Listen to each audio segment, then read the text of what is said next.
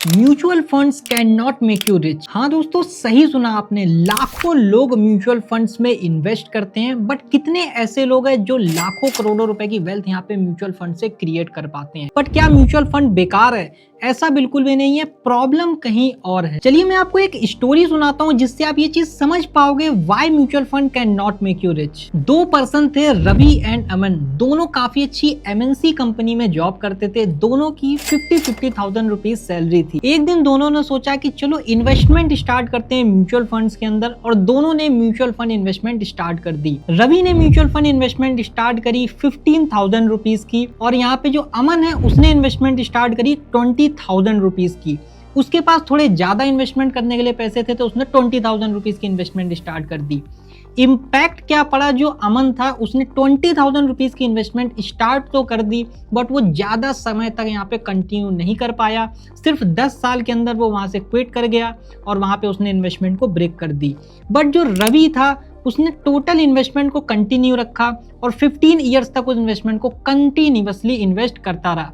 अब आप सोच रहे होगे इम्पैक्ट क्या मिला? आपको लग रहा होगा रवि ने तो 15,000 रुपीज इन्वेस्ट किए हैं और अमन ने 20,000 रुपीज इन्वेस्ट किए हैं, तो अमन के पास ज्यादा कॉर्पस बिल्ड हो गया होगा। तो चलिए एक बार कैलकुलेट करके देखते हैं कि रवि और अमन दोनों के पास कितनी वेल्थ यहाँ पे इकट्ठा हो चुकी है। तो यहाँ पे हम देखेंगे, अगर अमन की बात करें, उसने 20,000 रुपीज यहाँ पे इन्वेस्ट करे, जिसको उसने 10 ईयर्स के लिए इन्वेस्ट किया। उसके बाद उसने उसको क्विट कर दिया, और एक्सपेक्टेड रेट हम लेके चलते हैं कि 15% की एक्सपेक्टेड रेट यहाँ पे दोनों को देखने को मिली है। तो 20,000 रुपीज 10 सालों के अंदर उसने इन्वेस्ट किए हैं, तो टोटल इन्वेस्टेड अमाउंट टोटल 10 साल के अंदर उसका हो गया 24 लाख रुपीज। और यहाँ पे टोटल अगर कॉर्पस वैल्यू की बात करें तो वो बन गई 55,73,000 रुपीज के आसपास। तो यहाँ पे अमन ने 55 लाख रुपीज के आसपास यहाँ पे बना लिए हैं। अब बात करते हैं रवि की, जिसने 15,000 रुपीज ओनली इन्वेस्ट किए थे। इसने कितनी वेल्थ यहाँ पे क्रिएट करी है? तो 15,000 रुपीज के यहाँ पे अकॉर्डिंग अगर देखें तो यहाँ पे उसने 15 ईयर्स तक इसको कंटिन्यू रखा। तो यहाँ पे आप टोटल अगर हम इन्वेस्टमेंट अमाउंट देखोगे वो है 27 लाख रुपीज, और जो टोटल कॉर्पस यहाँ पे बिल्ड हो चुका है 1,01,52,000 रुपीज। तो जहां अमन ने यहाँ पे 20,000 रुपीज इन्वेस्टमेंट स्टार्ट करी थी, जिसने उसको काफी ज्यादा कम समय में यहाँ पे क्विट कर दिया, 10 साल उसने इन्वेस्ट किया, तो उसका टोटल कॉर्पस यहाँ पे बना 55 लाख रुपीज के आसपास।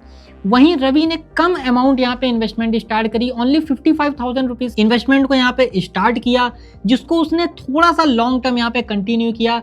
5 साल ज्यादा अमन से कंटिन्यू करके उसको जो टोटल रिटर्न मिले वो मिले 1 करोड़ रुपीज। अब आप सोच रहे होंगे कि मैं ये चीजें आपको क्यों बता रहा हूं, बिकॉज इस एग्जांपल से आपको एक चीज तो समझ में आ गई होगी कि इन्वेस्टमेंट करते समय ये डिसाइड बिल्कुल भी नहीं रखता है इंसान कि वो कितना अमाउंट यहाँ पे इन्वेस्ट कर रहा है। बिकॉज अगर आप ये देख रहे हो कि हम ज्यादा से ज्यादा अमाउंट यहाँ पे इन्वेस्ट कर देंगे म्यूचुअल फंड्स के अंदर, तो हम यहाँ पे लाखों का करोड़ों का कॉर्पस बिल्ड कर देंगे, तो ऐसा बिल्कुल भी नहीं होने वाला है। आप बिल्कुल भी कम अमाउंट से भी अगर यहाँ पे इन्वेस्टमेंट को स्टार्ट करते हो और उसको लॉन्ग टर्म तक यहाँ पे कंटिन्यू करते हो, तो यहाँ पे आप उससे भी ज्यादा यहाँ पे वेल्थ क्रिएट कर सकते हो जो पर्सन यहाँ पे ज्यादा इन्वेस्टमेंट कर रहा था।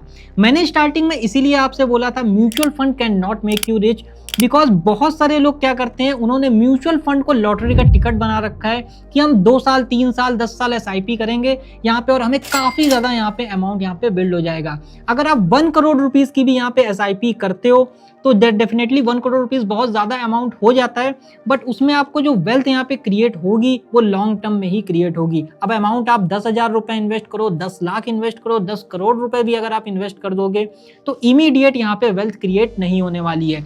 तो म्यूचुअल फंड आपको कभी भी अमीर नहीं बना सकता है अगर आपके अंदर पेशेंस नहीं है, डिसिप्लिन नहीं है।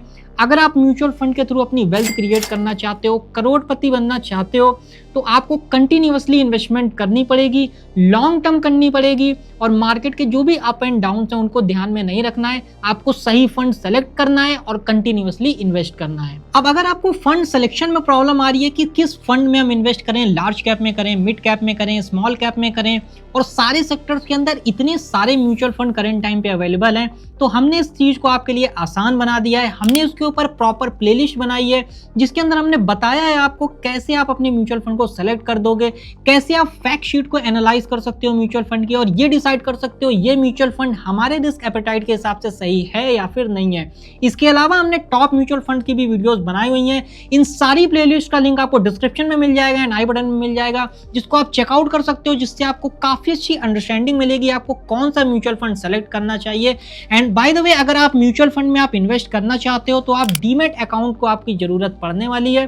तो डीमैट अकाउंट ओपन कराने के लिए आपको मैंने डिस्क्रिप्शन में कुछ फ्री डीमैट अकाउंट से लिंक भी दे रखे हैं, जिसमें फ्री में आप जाके अपना डीमैट अकाउंट ओपन करा सकते हो और अपनी इन्वेस्टमेंट जर्नी को स्टार्ट कर सकते हो। अब आप मुझे कमेंट सेक्शन में बताइएगा कि म्यूचुअल फंड के थ्रू आप रिच बन सकते हो या फिर नहीं बन सकते हो। इसका जवाब हमें कमेंट सेक्शन में दीजिएगा। वीडियो अगर आपको पसंद आई हो, कॉन्सेप्ट काफी ज्यादा अच्छा लगा हो तो वीडियो को लाइक करके कमेंट करिएगा। एंड चैनल पे अगर आप फर्स्ट टाइम आए हैं तो चैनल को सब्सक्राइब जरूर कर लीजिएगा, जिससे आने वाली जितनी भी लेटेस्ट वीडियोस हैं उनके नोटिफिकेशन आपको मिल पाए। वैसे मैं मिलता हूँ आपसे नेक्स्ट वीडियो में, तब तक के लिए जय हिंद एंड गुड बाय।